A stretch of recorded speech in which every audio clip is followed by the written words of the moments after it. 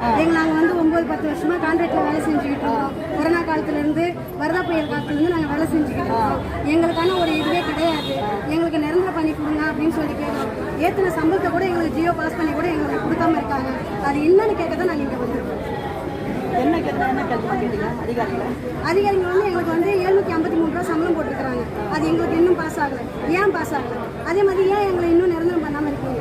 எல்லா இதுலேயும் வந்து நீங்கள் வந்து 240 நாள் வேலை செஞ்சாலும் உங்களுக்கு நிரந்தரமான ஒரு பணி இருந்தீங்க. ஏன் நாங்கள் 4 வருஷம் 9-10 வருஷமா வேலை செஞ்சுட்டு இருக்கோம். எங்களை ஏன் இன்னும் நிரந்தரம் பண்ணாமல் இருக்கீங்க? இது சம்பந்தமா நீங்கள் மனு வந்து முதலமைச்சர் எல்லார் கையிலையும் கொடுத்த வச்சு என்ன பதில் சொன்னாங்க? அவங்க வந்து இன்னும் எந்த ரெஸ்பான்ஸும் பண்ணல. எங்களுக்கு ரெஸ்பான்ஸ் பண்ணாதனால தான் நாங்கள் எல்லாம் இங்கே ஒன்று சேர்ந்துருக்கோம். எங்களுக்கு ரெஸ்பான்ஸ் பண்ணியிருந்தால் நாங்கள் ஒன்று சேர்ந்துருக்க மாட்டோம். யார் ஒருத்தர் வந்து தனிப்பட்ட முறையில் எங்களால் கேட்க முடியாது.